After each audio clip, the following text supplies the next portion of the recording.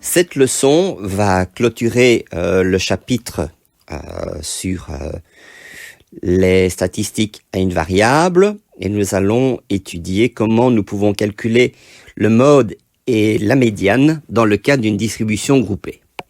Alors cette fois-ci, malheureusement, c'est moins simple qu'avec une distribution ordonnée. C'est clair que nous allons de nouveau nous servir en partie de ce tableau qui va nous permettre de pouvoir trouver grosso modo où peut se trouver à la fois le mode, la médiane que nous avions fait lors de la distribution observée, mais malheureusement ce ne sera pas suffisant. Et étant donné les difficultés de ce logiciel pour pouvoir faire les graphiques, je vais vous proposer de regarder pour le mode, le graphique qui se trouve à la page 28. Et après, nous examinerons également le graphique de la page 29 pour le calcul de la médiane. Bien, alors, comment allons-nous raisonner ? Eh bien, restons d'abord dans ce tableau pour essayer d'imaginer où nous pourrions trouver le mode. Bon, le point de départ, il est assez facile. On peut très bien se dire que, je me souviens que rechercher le mode, c'était rechercher la valeur qui se répète le plus souvent. Donc, il fallait que je trouve le NJmax. Le NJmax, c'est-à-dire l'effectif le plus grand, il est ici, c'est 40. Alors, cette valeur de 40, je ne peux absolument pas me permettre, parce que ce serait une erreur, ce serait une faute, d'affirmer que c'est 75 qui serait le mode. On aurait bien envie de le faire, mais ce serait beaucoup trop simple. En fait, il faut faire autre chose. Je vais aller plus loin. Je vais dire que le 75, il fait partie en réalité donc de la classe 70-80. 75, c'est la valeur centrale. Ça veut dire ceci. Donc, je sais que ce que j'ai appelé donc le NJmax, il valait 40. Et du coup, ça m'a permis de trouver ce que j'appelle la classe modale. Donc, vous avez toujours mode, mais c'est modal. Alors, à ce moment-là, qui correspond donc à, dans notre cas, à 70, 80. Donc, j'ai envie de dire que le mode est quelque part entre 70 et 80. Comment est-ce que je vais pouvoir calculer cela ? Eh bien, si je me base sur le graphique, alors je vais en faire un tout petit pour que l'on comprenne ce que je vais faire exactement. Je vais me contenter de faire un graphique où se situe justement cette fameuse classe modale. Donc, voici ce que nous avons. Alors cette fois, lorsque l'on fait un graphique, vous constatez qu'on ne fait plus un diagramme en bâton, on fait ce qu'on appelle un histogramme, c'est-à-dire ce que moi j'appelle des blocs, des rectangles dont les bâtons ont exactement la largeur de la classe. Bien, ça veut dire que si je mets en ordonnée les effectifs, j'ai donc pour la classe modale une valeur de 40 qui se situe ici. À gauche, j'ai une valeur de 16 et à droite, j'ai une valeur de 22. Comment est-ce que je vais déterminer le mode ? Eh bien, je vais commencer par dessiner deux segments de droite. Le premier, qui va partir donc du point A jusqu'au point B, comme ceci, et un second, comme ça, qui part du point C jusqu'au point D. Voilà, ces deux segments de droite, eh bien, ils ont une intersection. C'est l'intersection que je recherche. Donc, je peux trouver la valeur en X et la valeur en N. Il n'y a que la valeur en X qui m'intéresse. Donc, ce que je vais rechercher, c'est la valeur qui se trouve ici en dessous. Voilà. Eh bien, pour faire ça, je dois appliquer la théorie qui a été vue dans le secondaire. J'ai donc d'abord deux segments de droite. Donc, je dois trouver à quoi correspond l'équation de ces deux droites. Grâce à cela, avec ces deux droites, je vais pouvoir faire un système de deux équations à deux inconnues. Les deux inconnues étant x et n. Et comme n ne m'intéresse pas, il n'y aura qu'une seule inconnue qui va m'intéresser. Donc, qu'est-ce que j'ai? J'ai la droite numéro 1. Elle passe par deux points, par le point A, qui a comme coordonnées, alors les coordonnées du point A, l'abscisse c'est 70 et l'ordonnée c'est 16. Le point B, il a comme coordonnées 80 et il a comme coordonnées 40. Voilà, ça va déjà me donner la première droite. Alors, comment est-ce que je fais pour pouvoir trouver l'équation de la droite? Alors, je vous propose de revoir la théorie concernant la droite qui passe par deux points. Je dois d'abord commencer par rechercher le coefficient angulaire. Donc, pour trouver le coefficient angulaire de la droite, donc M, je vais dire M1 parce que bon, c'est la droite numéro 1. Alors, la M1, où je pouvais mettre MAB puisque c'est par ces deux points, ça n'a pas beaucoup d'importance au niveau de notation du moment que je m'y retrouve au niveau des droites. Donc, j'ai M1 qui vaut donc delta Y, donc 40 moins 16, divisé par 80 moins 70. Ça, c'est pas une grande surprise. Ce sera 10. Ce sera facile à calculer, ça, du coup. Ce qui va me donner 24 divisé par 10. Bon, c'est 2,4. Voilà pour le coefficient angulaire. Si je veux trouver le terme indépendant, P1, j'ai donc Y moins M1X. Alors, je vais choisir le point, importe, le point A. Ça va me donner donc, pour le point A, 16, moins le coefficient angulaire, c'est 2,4, qui multiplie 70. Ça va me donner moins 152. Voilà, j'ai donc l'équation de ma première droite. Donc, ma droite AB a pour équation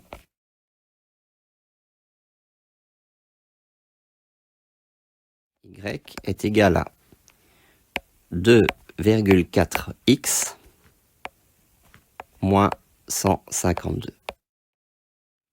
Je fais le calcul maintenant pour le de droite. Ça va aller beaucoup plus vite maintenant.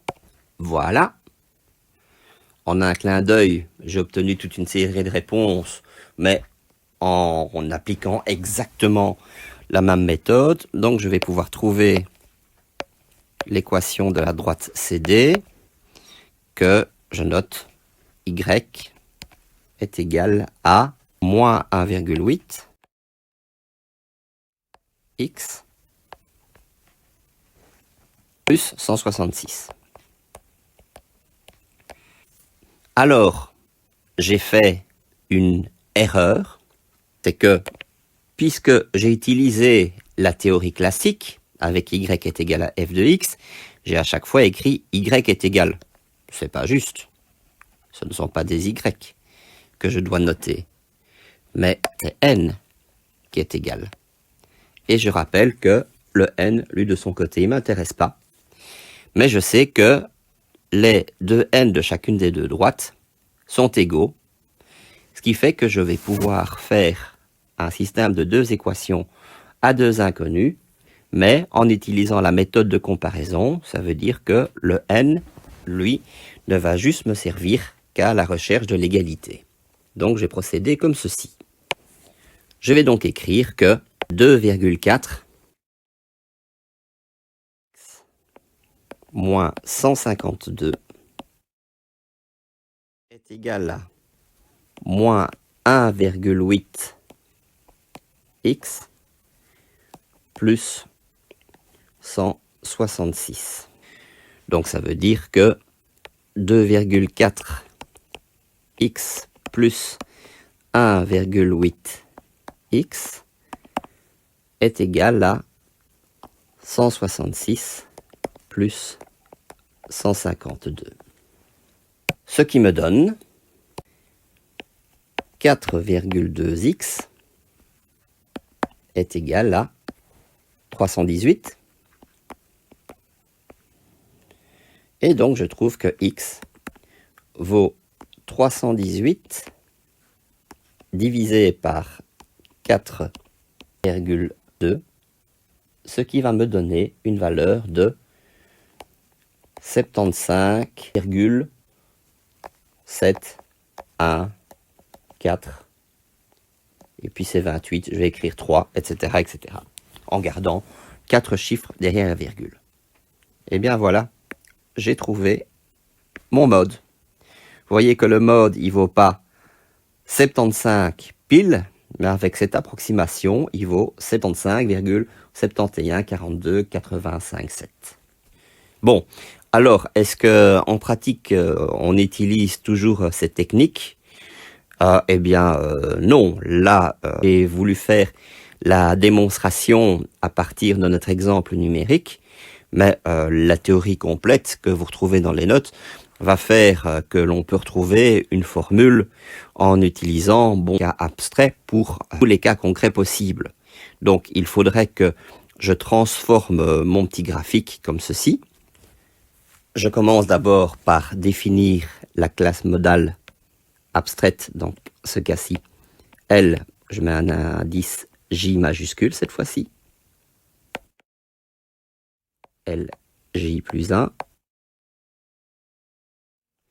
Voilà, qui correspond donc à ce que nous avons ici en dessous. Donc nous avons LJ, puis nous avons LJ plus 1. Je vais définir delta 1 et delta 2. Alors delta 1 est la différence de hauteur que l'on trouve ici. C'est donc la différence d'effectifs que vous avez à gauche du bloc principal, donc de la classe modale. Donc vous avez d'abord delta 1 qui serait égal à quoi alors à ce moment-là? Vous avez donc l'effectif de la classe modale que je note NJ et je retire de cette valeur l'effectif qui se trouve directement à gauche, c'est-à-dire NJ-1. Je vais faire de même en définissant delta 2 en disant que c'est la différence de hauteur que vous trouvez à droite. C'est donc NJ, donc l'effectif du bloc le plus grand, moins l'effectif qui se trouve directement à droite. Comme ceci. Si je regarde le tableau, voilà. Qu'est-ce que vous avez? En fait, si je veux faire le calcul de delta 1 et de delta 2, vous allez voir, avec le tableau, c'est beaucoup plus visible et beaucoup plus rapide. Je commence par rechercher le NJ le plus grand, c'est 40. Donc j'écris 40. Le delta 1, c'est l'effectif le plus grand moins celui qui est juste au-dessus, 16. Et delta 2, c'est l'effectif le plus grand moins l'effectif qui se trouve juste en dessous, 22. Donc, je trouve les différences qui valent 24 et 18. Souvenez-vous que quand je faisais ma recherche de points tout à l'heure, j'étais tombé sur un coefficient angulaire de 2,4 et de moins 1,8. Donc, c'est pas innocent que l'on retombe sur ce même type de valeur. Donc, je reviens ici. Alors, quand on part de tout cela, je peux même mettre les coordonnées des différents points. Donc, nous avons le point A qui a comme coordonnées LJ, NJ-1. Nous avons le point B qui est en face. Comme il est en face, j'ai le LJ plus 1. Et NJ comme abscisse.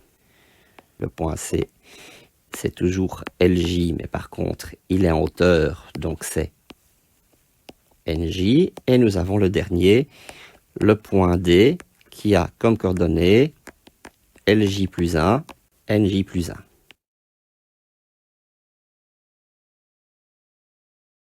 Voilà. Bon, ça paraît bien complexe tout cela, mais l'idée, c'est de pouvoir arriver à la formule finale. Alors, je ne vais évidemment pas le faire parce que c'est longuet, ce serait faire exactement la même chose que nous avons fait avec l'exemple numérique. On recherche l'équation des deux segments de droite, le segment AB et le segment CD, ça donne de droite, on refait un système de deux équations à deux inconnues, et tout ça pour finalement arriver à la formule suivante, mode x m est égal donc à LJ plus quelque chose. Donc c'est-à-dire que c'est la limite inférieure de la classe auquel on va rajouter une certaine valeur. Cette valeur, qu'est-ce que c'est? C'est une proportion de la largeur de la classe. Et cette proportion est très facile à calculer. C'est delta 1 divisé par delta 1 plus delta 2. Voilà la formule finale. Alors, on peut le vérifier avec notre exemple concret. Donc, le mode est égal à 70 plus quelque chose. Le quelque chose, c'est, allons un petit peu voir ce que nous avons calculé à côté. C'est donc 24 divisé par 24 plus 18. 24 divisé par 24 plus 18 multiplié par 10. Quand on fait ce calcul, il n'y aura pas de grande surprise. 75,7143. On va tomber, bien entendu, sur la bonne réponse qui donne le mode. On est parti maintenant pour calculer la médiane. Et donc, je vais procéder de même. Je vais rechercher la classe médiane dans mon tableau. Alors, comment est-ce que je peux faire ça? Eh bien, je me rappelle comment j'avais fait avec la distribution donnée, la distribution observée. Je devais prendre l'effectif total, 98, donc qui est bien apparent ici. Si je cherche la moitié de l'effectif total, donc n demi, c'est 98 divisé par 2, ça me donne 49. Donc je recherche 49 dans les effectifs cumulés. Voilà, 49 se situe donc entre 24 et 64. Si je regarde avec les fréquences cumulées, le 1,5, 49 98e, donc c'est cohérent, c'est bien ici. Je vais tracer ma fameuse droite qui va entre 24 et 64. Voilà, j'arrive donc ici. Ma droite est toujours un peu de travers, tant pis. Alors, qu'est-ce que je peux dire? On aurait tellement envie que, de dire, ah bah voilà, c'est 75 qui est la médiane, mais non, ce n'est pas vrai. En réalité, la médiane va donc se trouver quelque part dans l'intervalle 70-80. Alors, est-ce que c'est hasard que l'on tombe de nouveau sur une équivalence avec la classe modale? Donc, je peux dire que, bon, que dans notre exemple, c'est de nouveau 70-80. Eh bien, c'est encore une fois à cause d'une question de symétrie. Il n'y a aucune raison pour laquelle, bon, la classe modale et la classe médiane seraient toujours identiques. Donc, au niveau de la formule, vous verrez que pour, je peux déjà le signaler, puisque c'est exactement ce qui va se passer, on a vu que le mode était donné par LJ plus un certain nombre, bon, que je vais noter alpha par exemple, fois la largeur de la classe. Eh bien, il n'y aura pas de grande surprise. En ce qui concerne la médiane, je vais également avoir le même type de formule. Donc, je vais mettre par exemple alpha m et puis je vais mettre ici alpha 1/2, comme ça on voit bien la différence. C'est à chaque fois deux nombres qui vont à chaque fois multiplier la classe. Donc, xm, ici on avait trouvé ce qu'il valait. Il valait delta 1 divisé par delta 1 plus delta 2. Maintenant, ce qui va nous intéresser, c'est d'essayer de trouver cette fameuse constante qui multiplie la largeur de classe et qu'on va rajouter alors à ce moment-là à la limite inférieure qui, dans ce cas-ci, vaut de nouveau 70. Alors, je reviens dans mon tableau ici pour voir si je peux raisonner. Je dois en fait arriver à la valeur 49 en ajoutant des effectifs cumulés. Donc, qu'est-ce que je fais quand je prends les effectifs cumulés? Je vais avoir, je prends d'abord 2, puis j'ai 8, puis j'ai 24, et puis j'ai 64. Donc, je sais que pour arriver à 64, il a fallu que j'ajoute à 24 quelque chose. Il a fallu que j'ajoute une proportion que je vais justement calculer pour pouvoir arriver à 49. Une proportion de quoi? De la largeur de classe. Ça veut dire que pour pouvoir trouver 49, il a fallu que je fasse 24 plus un certain nombre de fois 10, puisque c'est la largeur de la classe cette fois-ci. Et j'obtiens alors à ce moment-là 49. Là, vous voyez qu'avec mon raisonnement, la proportion que je recherche, c'est assez facile à trouver. Pour pouvoir trouver alpha, ou que j'avais noté 1/2, ça va me donner 49 moins 24, le tout divisé par 10, ce qui va me donner... Alors, pardon, j'ai fait une petite erreur de raisonnement. C'est pas 10, c'est pas assez, mais c'est un certain nombre de fois court ici. Donc, c'est bien par 40 que je dois diviser et non pas par 10. Ça me donne 0,625. J'ai donc trouvé la valeur qui m'intéresse. Je vais donc pouvoir écrire que ma médiane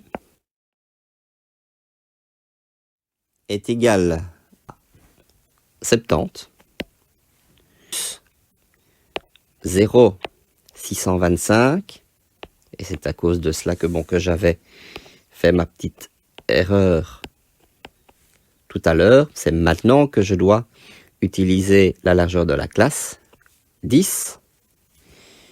Bon, ce qui me donne alors à ce moment-là, c'est facile, 70 plus 6,25, c'est-à-dire 76,25. Et de nouveau, on n'est pas vraiment à une valeur qui est égale à 75. Et là ici, de nouveau, j'ai bien affaire à l'utilisation d'une formule. Au niveau de mon raisonnement, j'ai vu que j'avais absolument besoin pour commencer de la moitié de l'effectif total. Mon point de départ, en connaissant la classe médiane, fatalement, je peux trouver J. Pour pouvoir arriver à NJ plus 1, qu'est-ce qu'il fallait que je fasse? Il fallait que je prenne toute la somme des effectifs précédents de NJ, c'est-à-dire grand NJ plus 1,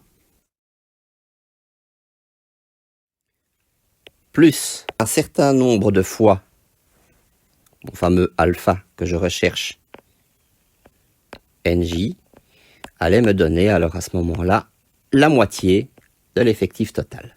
C'est ainsi que j'allais pouvoir trouver la valeur de alpha. Donc, j'ai alpha alors à ce moment-là. Et donc, j'ai d'une part la moitié de l'effectif total. De cela, je dois V effectif cumulé précédent. Je divise tout ça par l'effectif correspondant à la classe médiane. Comme ceci. Bon, j'ai le nombre en question qui m'intéresse. Eh bien, il ne me reste plus qu'à dire que pour LJ plus alpha C va me donner alors à ce moment-là ce que je recherche depuis tout à l'heure, c'est-à-dire la médiane.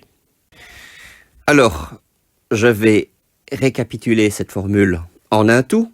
La médiane est donc égale à la limite inférieure de la classe médiane, rapport une fraction qui est égale à la moitié de l'effectif total, moins l'effectif cumulé précédent, divisé par l'effectif de la classe médiane. Tout ça multiplié par la largeur de la classe. Voici donc la formule qui permet de pouvoir trouver la classe médiane d'une part et la médiane d'autre part. Remarquez que, et c'est assez important à voir, c'est que si l'effectif cumulé précédent vaut justement la moitié de l'effectif total, c'est-à-dire n demi moins nj moins 1 que vous avez au-dessus de la barre de fraction est égal à 0, eh bien ça veut dire que quand vous faites les dessins de l'histogramme, eh bien vous constatez que en faisant la somme des différents blocs, vous tombez à un certain moment donné sur la moitié de l'effectif. Donc alors à ce moment-là, vous avez x1 demi est égal à lj et il n'y a aucun calcul à faire. Ça se voit directement sur le graphique. Alors, puisque nous avons cette formule, vérifions que nous avons bien ce que nous avions obtenu tout à l'heure. Nous l'avions déjà fait, mais ça n'empêche rien de pouvoir faire une seconde vérification. Donc, si je veux rechercher la médiane, j'ai donc LJ, je sais ce qu'il vaut, c'est 70, plus la moitié de l'effectif total, c'est 98 demi, c'est-à-dire 49, moins l'effectif précédent. Alors là aussi, c'est assez simple de trouver l'effectif précédent par rapport à cela. Il faut que ce qu'il y ait au-dessus de la barre de fraction soit toujours positif. Donc il faut rechercher simplement l'effectif cumulé qui soit à la fois le plus grand, mais légèrement inférieur à 49. Et dans ce cas-ci, si je regarde, je vais vite regarder le tableau. Je regarde ici donc les différentes valeurs. Ça doit être inférieur à 49, donc ça ne peut pas être le 64, ça doit être d'office le 24. Donc, je reviens ici, donc c'est moins 24. Donc, divisé par l'effectif qui vaut 40, ça multiplié par 10, on fait le calcul et on va trouver le résultat de 76,25. Je vous l'accorde, ce n'est pas une leçon facile. Tout ce qu'il faudra retenir de votre côté, ce sont les deux formules. La formule du mode, la formule de médiane, et ensuite de pouvoir les appliquer où il le faut à partir d'une distribution que l'on vous donne, donc d'un tableau brut donné. Voici donc les deux formules finales de cette leçon et la clôture, le chapitre sur statistiques à une variable.